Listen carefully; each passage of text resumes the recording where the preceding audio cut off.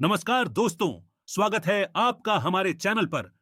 आज हम लेकर आए हैं भारत की एक ऐसी खबरें जो गोदी मीडिया कभी नहीं दिखाएगा। ये खबरें हर नागरिक को जाननी चाहिए। वीडियो अच्छा लगे तो लाइक और सब्सक्राइब जरूर करना, कमेंट में बताइए आप इन खबरों को कहां से देखते हैं। चलिए शुरू करते हैं आज की पहली खबर से। प्रधानमंत्री मोदी की डिग्री पर अब सांसद का बड़ा सवाल उठा है। संजय सिंह ने कहा कि डिग्री फर्जी है। उन्होंने आगे बताया कि अगर सुप्रीम कोर्ट या कोई स्वतंत्र एक्सपर्ट इसकी जांच कराए तो पूरी बात सामने आ जाएगी। उन्होंने सवाल भी किया, अगर डिग्री असली है तो प्रधानमंत्री उसे क्यों दिखाने में हिचकिचाते हैं। यह बयान सुनकर सत्ता पक्ष में हलचल मच गई है। कई लोग कह रहे हैं कि यह सिर्फ शुरुआत है और आगे और बड़ा पर्दा खुलने वाला है। केजरीवाल ने राम मंदिर चंदा चोरी मामले पर साफ कहा, जो राम का नहीं हुआ वो आपका क्या होगा। जिन्होंने भगवान राम को लूट लिया वो आपको कैसे बचा सकते हैं। उन्होंने अंधभक्तों से भी अपील की कि यह धर्म युद्ध है, सबको खड़ा होना चाहिए। केजरीवाल जी ने कहा, मैं कसम खा के आया हूं कि जब तक इन राक्षसों को फांसी पर नहीं चढ़ाते मैं चैन की सांस नहीं लूंगा। यह बयान सुनकर पूरे देश में चर्चा शुरू हो गई। राम मंदिर चढ़ावा चोरी विवाद के बाद सवालों के घेरे में घिरे चंपत राय ने अब भी चुप्पी की चादर ओढ़ रखी है, लेकिन जल्द ही और बड़े खुलासे कर सकते हैं। लेकिन अब जो जानकारी सामने आई है उसके अनुसार चंपत राय एक एसआईटी की फाइनल रिपोर्ट का इंतजार कर रहे हैं। इसके बाद वो मीडिया के हर सवालों का जवाब देंगे। उम्मीद लगाई जा रही है कि कुछ राजनीतिक चेहरे भी इसमें शामिल हो सकते हैं। मोदी सरकार पर भारी पड़ेगा। शिक्षा व्यवस्था की बदहाल हालत को देखते हुए कांग्रेस ने एक नए आंदोलन की शुरुआत कर दी है। वहीं दूसरी ओर कॉकरोच जनता पार्टी ने नीट पेपर लीक मामले में धर्मेंद्र प्रधान का इस्तीफा देने तक धरना प्रदर्शन चालू रखने की बात कही है।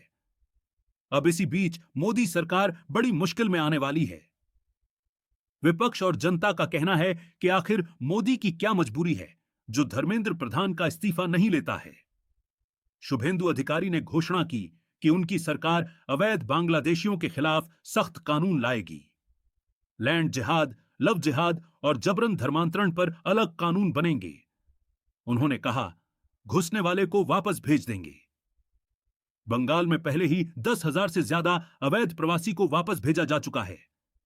एक नेता जो सत्ता की धुरी पर सवार है, उसकी आय 1 करोड़ रुपए, जबकि विदेश यात्रा पर 60 करोड़ खर्च हो गए। यह कहानी सिर्फ राहुल गांधी की नहीं बल्कि पूरे राजनीतिक सिस्टम की है। बीजेपी ने एफआईआर दर्ज कराई। अब सवाल उठ रहा है, क्या यह काला धन है या सिर्फ गलती। दोस्तों, आज पेट्रोल का प्राइस एक बार फिर ऊंचे स्तर पर पहुंच गया। दिल्ली में पेट्रोल 102 रुपए प्रति लीटर, मुंबई 111 रुपए, कोलकाता 113 रुपए। पिछले 10 दिनों में कुल 7 से 7.5 रुपए की बढ़ोतरी हुई है। ईरान अमेरिका तनाव, कच्चे तेल की कीमत 70 से 80 डॉलर के आसपास। और भारत में चालू सप्लाई से ओवर रिकवरी के कारण 4 बार हाइक हुआ। 25 मई से अब तक पेट्रोल 102.12 रुपए पहुंच गया। डीजल भी 95 से 99 रुपए। राहुल गांधी ने कभी इसे कम नहीं किया, लेकिन अब विपक्ष ने इसे गंभीरता से लिया। स्थानीय नेता कह रहे हैं कि मोदी सरकार पर लगातार हमले करने वाले राहुल अब खुद दलदल में फंस गए हैं। सांसद पद भी खतरे में, लेकिन वोटरों में राहुल की पॉपुलैरिटी बरकरार है। युवा उन्हें वोट चोरी कहकर नाराज कर रहे हैं। अयोध्या में राम मंदिर परिसर में 40 कर्मचारी हटाए गए। 7 आरोपियों को पहले से जेल भेजा जा चुका था। परिसर पर अतिरिक्त सीसीटीवी कैमरे लगाए गए। धर्म सेना के अध्यक्ष ने प्रधानमंत्री मोदी को पत्र लिखकर पूजा को भंग करने की मांग की। एसपी के अखिलेश यादव ने भी कहा, राम मंदिर की डोनेशन गायब हो रही है, सरकार जवाबदेही दे। यह केस सिर्फ एक छोटी चोरी नहीं है, यह लाखों करोड़ों भावुक भक्तों की आस्था पर सवाल उठा रहा है। लाखों लोग हर दिन राम मंदिर में आते हैं और दान करते हैं। ट्रस्ट ने पहले कभी किसी चोरी का जिक्र नहीं किया था। अब एसआईटी की जांच से पूरा देश हैरान है।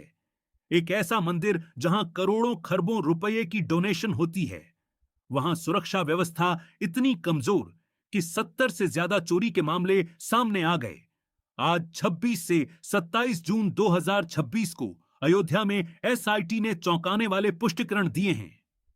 फाइलिंग की गई एफआईआर में 8 लोगों को गिरफ्तार किया गया। ट्रस्ट के चीफ चंपत राय ने नैतिक आधार पर इस्तीफा दे दिया। मल्लिकार्जुन खड़गे ने कहा, 5,000 करोड़ रुपए का दुरुपयोग हुआ है। ट्रस्ट चीफ चंपत राय ने इस्तीफा दे दिया।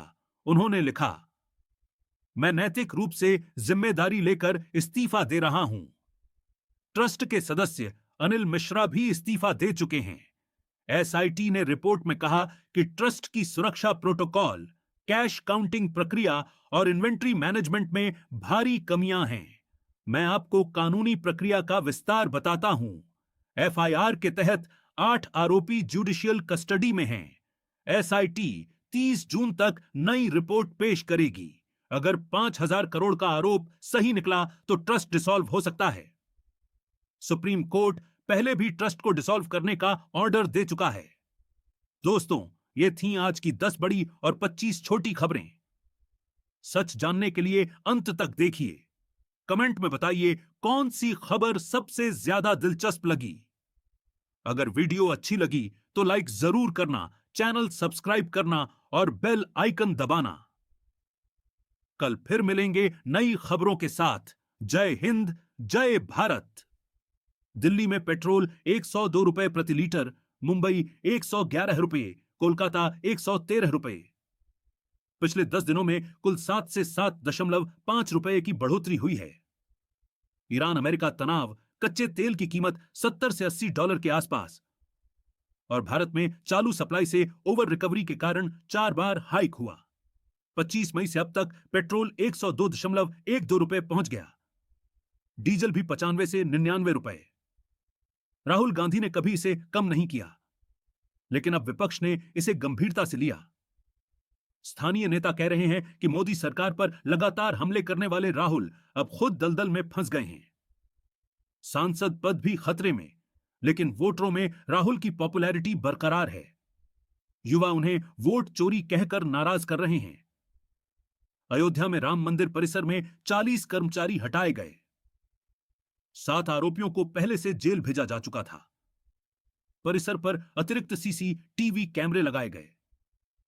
धर्म सेना के अध्यक्ष ने प्रधानमंत्री मोदी को पत्र लिखकर पूजा को भंग करने की मांग की। एसपी के अखिलेश यादव ने भी कहा, राम मंदिर की डोनेशन गायब हो रही है, सरकार जवाबदेही दे।